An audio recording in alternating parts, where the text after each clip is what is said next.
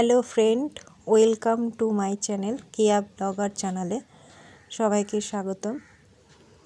তো আমি একটা তালের বড়ার রেসিপি নিয়ে রেসিপিটা আমি অনেকদিন আগের থেকেই দেবো করে ভাবছি, দেওয়া হয়ে উঠছে না।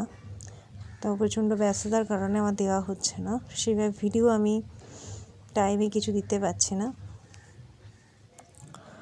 তো চলো রেসিপিটা আমি তোমাদের কাছে শেয়ার করছি।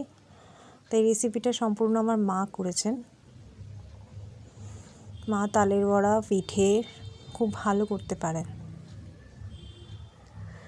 তো এই তালের বড়াটা করতে গিয়ে ফার্স্টে তালটাকে মা ভালো করে ছাড়িয়ে নিয়েছে। তারপরে এক একটা তালকে ভালো করে ওইগুলো চেটকে নিতে হয়। চেটকে নেওয়ার পর তারপরে জল দিয়ে আস্তে আস্তে চারিদিকটা মেখে নিয়ে মা নিচ্ছে, আর একটা একটা করে তাল মা সাইডে রেখে দিচ্ছে একটা পাত্রে নিয়ে।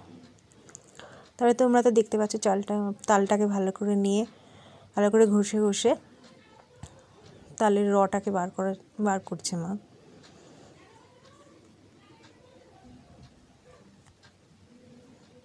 তো এই তালের বড়াটা করতে অনেকটা টাইম লাগে ঠিকই, কিন্তু প্রথমে এটাকে সরঞ্জামগুলো রেডি করতে প্রচুর সময় লাগে। তো আমি ভিডিওটা করছিলাম, দেখছিলাম মা কীভাবে করে। তো তালগুলোকে মা করে নিয়েছে, একটা একটা করে সমস্ত তালগুলো ছাড়িয়ে নিয়ে।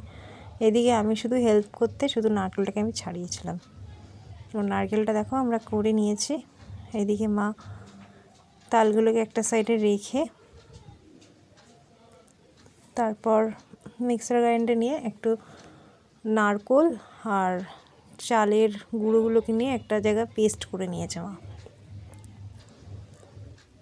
পেস্ট করে এবার সমস্ত তালের গোলাটার সাথে চালের গুঁড়ো নারকেল দিয়ে ভালো করে ওটাকে মেখে নিচ্ছে।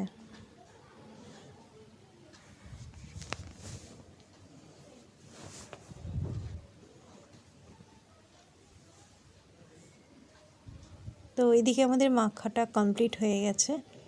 তারপরে একটা পাত্রে তেল গরম করে মা একটা একটা করে ছোটো ছোটো হাতে গোল গোল করে ওগুলোকে ছেড়ে দিয়েছে। ছেড়ে দিয়ে এটা বেশ ভাজা ভাজা হয়ে গেলে তারপর তুলে নেওয়া হবে। বেসিক্যালি এটা অনেকটা সময় ধরে করতে হয়, খুব ধৈর্য নিয়ে কাজটা করতে হয়। তো তোমাদের যদি এই রেসিপিটা ভালো লেগে থাকে অবশ্যই জানিও। চলো, বাই বাই।